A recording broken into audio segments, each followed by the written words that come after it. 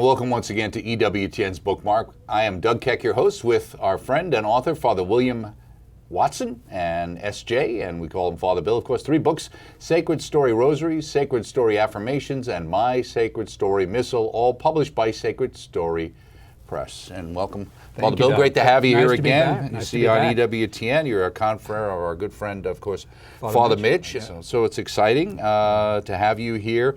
Now, obviously, Sacred Story is your publishing company, right? You're doing it yourself.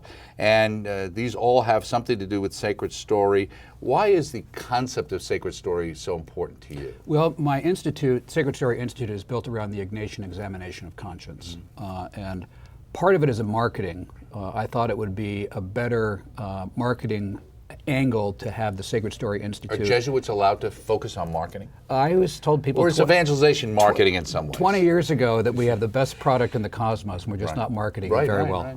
So, yeah, Father Mitch likes to say, I'm in sales, not in management, right? Exactly, exactly. So, I mean, it's evangelization. So I thought it would be a better and more intelligible for a broad range of people to say Sacred Story Institute instead of the Institute on the Ignatian Examination of Conscience. Because many people wouldn't know what that meant. And it's not a little stuffy, maybe it was a little above me, and this really isn't, right? This is really meant for the average person, right? Story ties into people's own personal lives, you know, parables in the Gospels, and it's been a very successful way of describing to people what I'm doing. It's interesting today to be sitting here now and talking again about the Rosary and how important the Rosary is, because it felt like for a period of time the Rosary kind of seemed like people put it on the back shelf after Vatican II. That wasn't the intention, but it seemed to be the effect. And in many ways, even for the Jesuits, they would have seemed in some ways in people's mind be the last group who would be focused on the Rosary. How did that come together? Because of the historic Marian devotion of Ignatius, in fact, of all of the saints.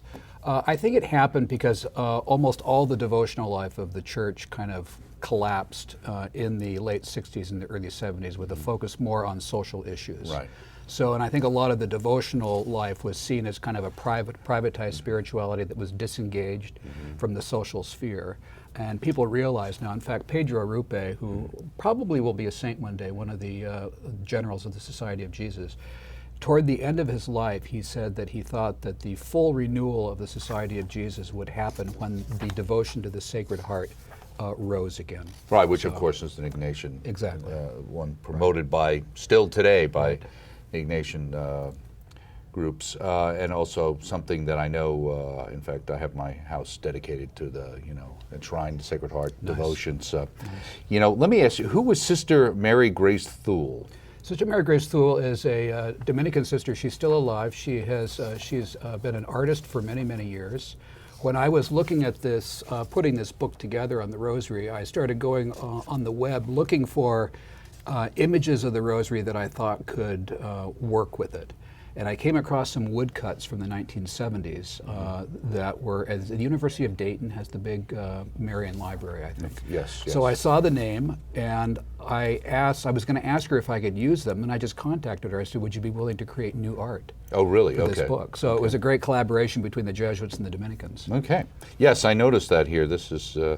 it's getting ecumenical inside the church here. That's right. Dangerous. Right in the beginning, you talk about the Rosary, you quote Fulton Sheen, Venerable Fulton J. Sheen, the power of the Rosary is beyond description. And you could say, and this I guess is in some sense the connection, in the Church's traditional spirituality, the veneration of icons and the many devotions appealing to the senses, as well as the method of prayer proposed by St. Ignatius of Loyola in his spiritual exercises, make use of visual and imaginative elements, and that's where you kind of get into the focus on the mysteries of the Rosary and putting yourself into those mysteries, right? And Doug, I had to discover the Rosary 20 years into my life as a Jesuit. Was that in Ireland? It was in Ireland, and we talked about that last time. And I had no devotion to Mary when I entered the Jesuits. I was all focused on Jesus.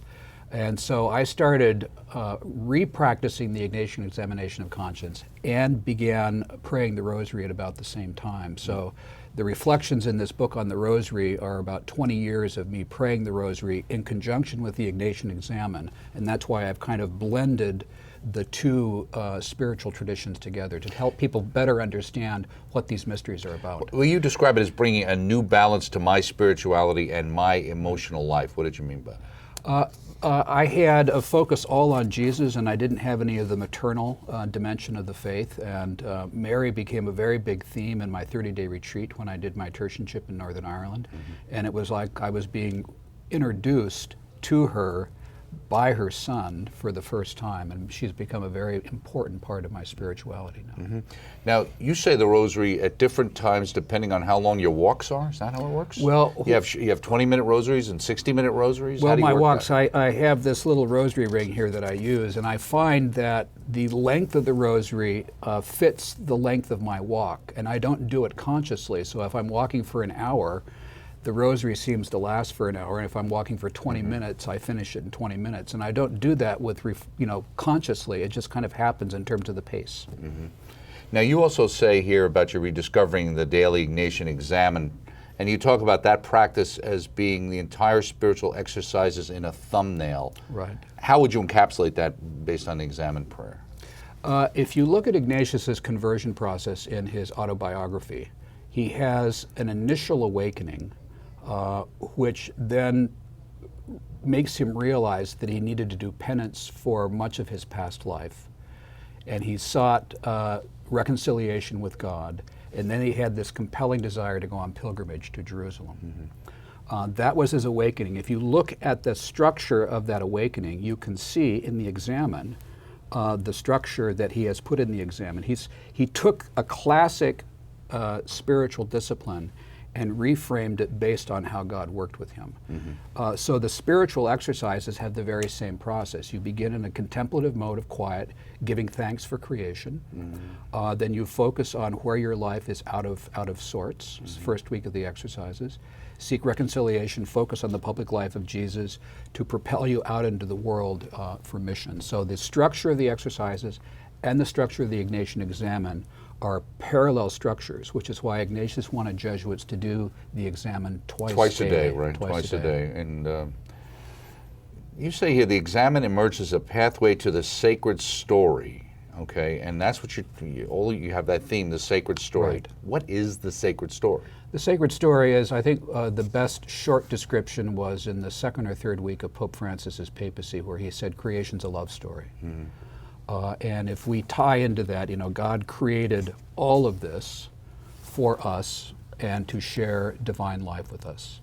So our lives are a story as a part of the great cosmic story of God's creation. And I want people to see their life as a chapter of God's love within this whole creation that he made. In the section on Ignatian method of praying the Rosary, you say, fidelity to a spiritual discipline requires more than sheer willpower. I mean, I thought that it was all about willpower. It's not? Well, you have the willpower. I mean, you have to exercise, you have to get off the couch, and you have to go out. But in order to keep doing it, you have to realize the benefit that it's giving to you. So I wanted people to get more deeply into the mysteries of the Rosary and to understand how the mysteries actually connect to their own story and their own lives. I see them, some people are familiar with Jung as a kind of a theorist. He talked about archetypes. So there's kind of these thematic templates that are true for all people for all time. And I see the mysteries of the Rosary as spiritual archetypes, which is why I think the Rosary has maintained its power over the centuries, because they're truths that are true for all people for all time. So in your life, what is driving a stick shift or learning to drive a stick shift have to do with learning to pray the Rosary and focus on the mysteries the way you suggest people should? Well, there's when you're learning to drive a stick shift, you have to be conscious of the clutch, the brake, the different shifting modes. If you're going up a hill, going down a hill, and you have to be very, very intentionally focused on the mechanics of what you're doing. You have to do that when you're learning to pray the Rosary too, because you have the Our Fathers, you have the Aves, you have the spaces between the different mysteries. So there's kind of an intentional focus on the mechanics. But then, like driving a car, after you've learned how to drive a stick shift, you can be listening to the radio, talking to your guest, and you don't even realize that you're shifting the gears and using the clutch and the brakes. Second nature. It comes second nature. Right. And that's what people need to do for the Rosary as well, to learn the mechanics, so that they can fall back and kind of be open to the spiritual dimension of what they're praying. Do you think a danger could be at the same time that they learn how to drive the rosary so well that when they aren't paying attention, instead of focusing on the mysteries and what Christ has done in their lives, they're starting to think about other things? Well, I think that naturally happens with people no matter what type of prayer they're doing, which is why I created this particular structure of the rosary, because I wanted people to understand how the rosary connected to their personal life. Instead of just announcing the mystery, which is the way that you oftentimes hear people pray the rosary. You announce a mystery and then you go into the Aves and the Our Fathers. I wanted people to see the mystery as this universal truth, what was accomplished in that mystery for God, for us, how that mystery connects to my own personal life, how I have maybe not lived up to it, and then how I can recommit to the truth of what that mystery means for all time and for myself. So it's kind of an examine structure put into each mystery of the rosary. Again, I want people to, there's a lot of text in this book. I want them to get into it, and then I have a section in back where they personalize each of those mysteries for themselves in light of their own lives. What is the fivefold contemplation that you have listed here? So it starts out with, first, I allow myself to be conscious of the mystery. Second, I reflect on what God has accomplished. That's what really, I pray to understand how this universal, that's kind of what you were just laying out basically right there. So it's right there for people to look and reflect on and see it laid out. It's like a structure for an examination of conscience for each mystery, so that they're getting more deeply into what the mystery is, so that when they do pray it, there's less chance that they will fall into kind of a rote praying of it and start listening to their own life. And this is how I came up with it, because I would pray the rosary, 20 years ago, 20 plus years ago, and I started thinking about what this mystery meant. And started thinking about what it meant in terms of my own life. So it was a very organic process that led to me writing this book. Did you visualize yourself in that mystery? Because I know that's, there's a story about a Baptist minister, I think, who had Mary telling me to come in or come out. Right. Kind of make a decision, I guess. Right. Well, let's take one of the mysteries. Let's take the Annunciation. So the angel Gabriel announces to the Blessed Mother. So you can see that as kind of a static, little icon, or you can realize that the invitation for Mary to participate in the salvation of the world by saying yes to God is something that I also am being invited to do. So I see it happening to the Blessed Mother, and then I realize, am I saying yes to the invitation that God is giving me? So it removes it from a static kind of an icon into a very dynamic prayer. And also in a sense of saying, well, that's what they asked Our Lady, that's not what they asked me. That's right. So it is for Our Lady, but it's also, am I participating? Am I saying yes to God's plan in my own life? Okay, so this is Sacred Story Rosary, an Ignatian way to pray the mysteries. We also have another book called Sacred Story Affirmations, Meditations on Discernment of Spirits, plus reflections on creation, presence, memory, mercy, and eternity. I better check this memory part out here. That would be helpful for me, I can tell you. But, it's interesting because you talk about an affirmation. I mean, is that just telling myself I'm really a good person? What is an affirmation? Well, actually, modern psychology and neuroscience, if you affirm something enough, it actually rewires your brain. So you can say constantly, I'm a bad person, and you start actually believing that, and you can get ruts in your neural pathways that lead you into that belief. It's part of how the spiritual world works. It's easy how you can fall back into that if you have some troubles and things. But if you say something like the Psalms do, you're having a difficult time, but we remember when God saved us. We remember when we were delivered from Egypt. So if you activate the process of gratitude and hope, you can actually change the way your brain works, and you can lift your spirit. People who practice gratitude and forgiveness have stronger immune systems. We know this from science and neurology now. And we can see that. That's so an very true. affirmation is it's stating something, but I also had another reason for doing it, because I've taken many of the Ignatian discernment principles and put them into short statements. Again, because I think they're true for all people for all time.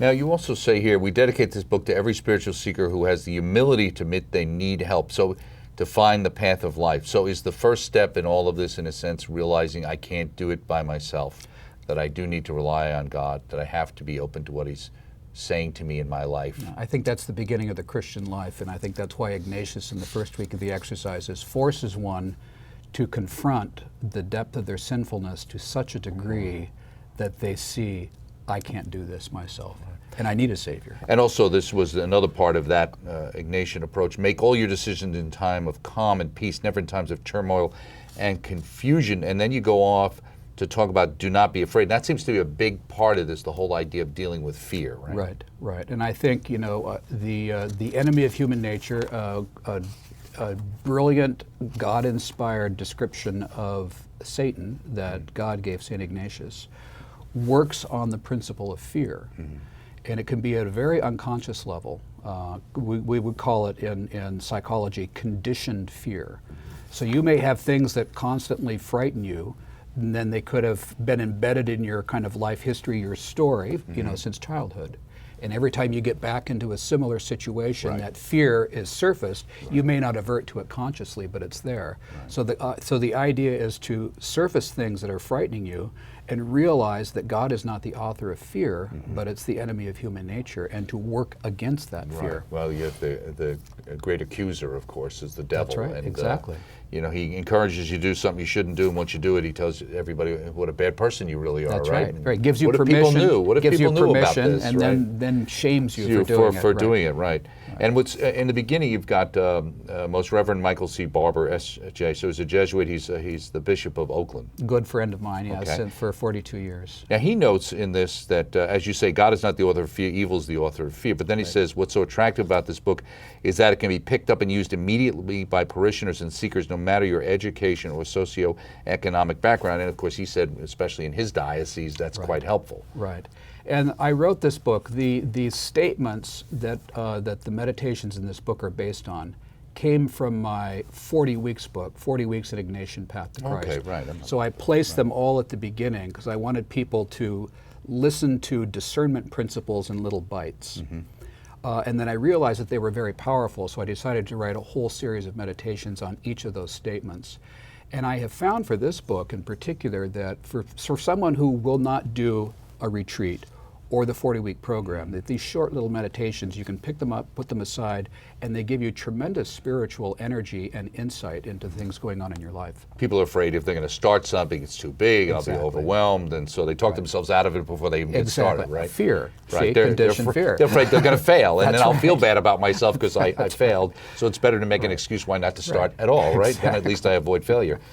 The bishop also said this, I thought, people have a professional life, they have a family life, they have a social life. As Christians, they're entitled to a spiritual life. What does it mean, entitled to a spiritual life? He means they're entitled to the joy that Christ came to give us, that we would have, produce fruit that endures to eternity, and that we would have life and have it to the full.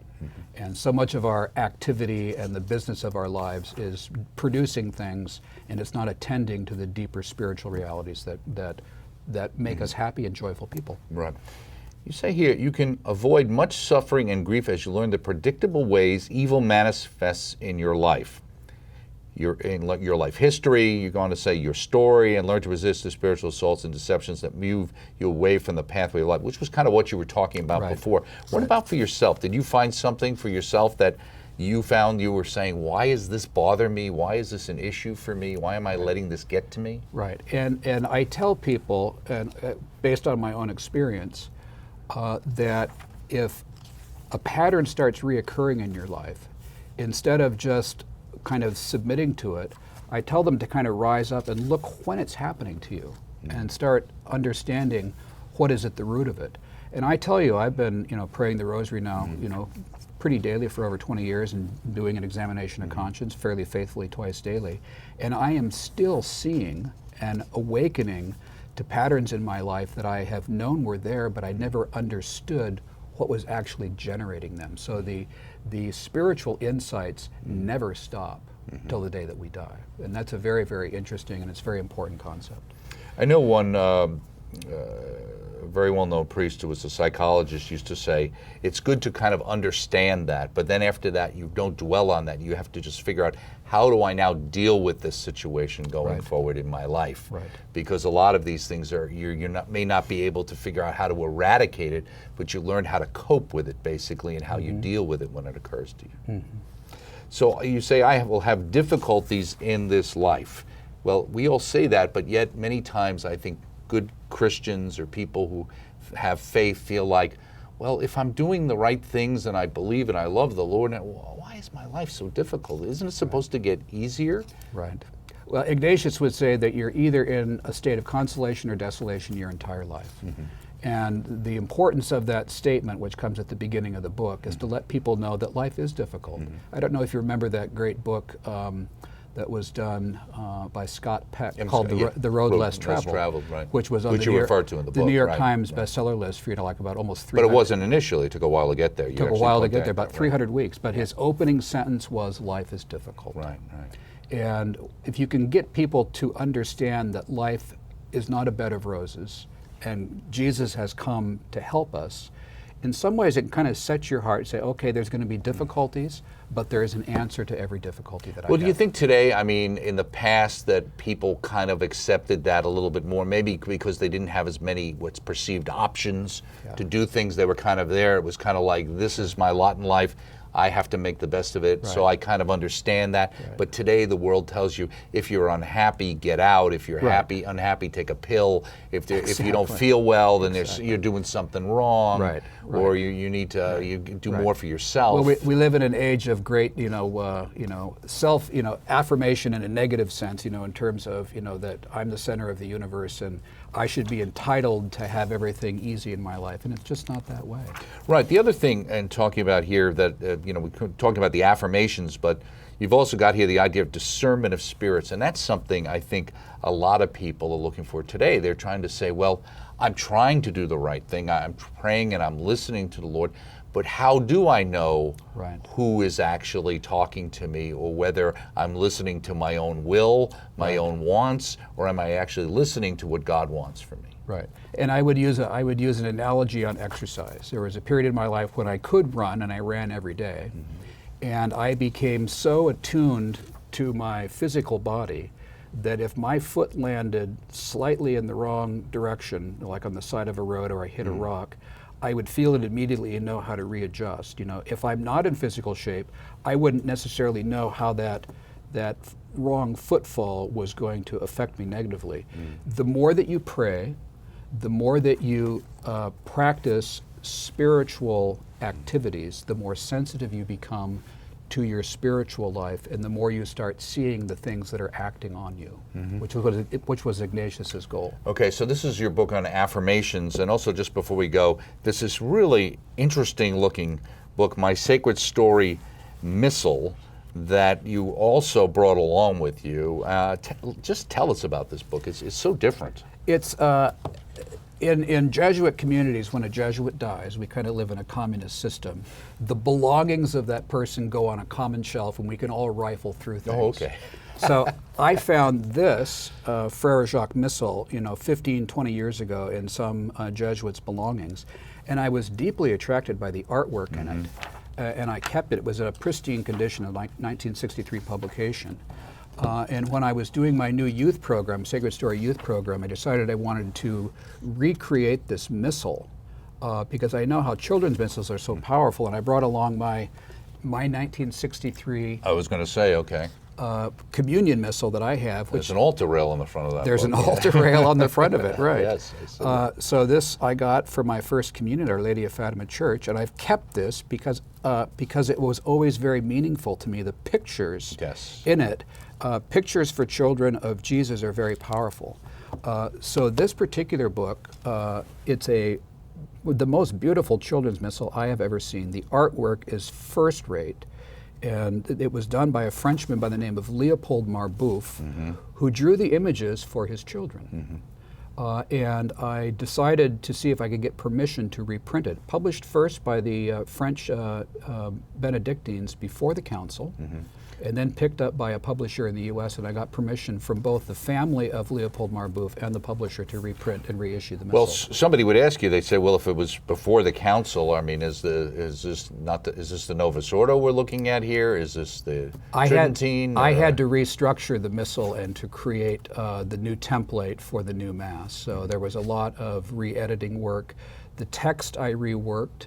I picked a font. I read an article from Harvard University that the more complicated a font, the more children remember because they have to look at it more carefully. So I picked But you keep it large too at the same time. Keep it large for right? children, right. Okay.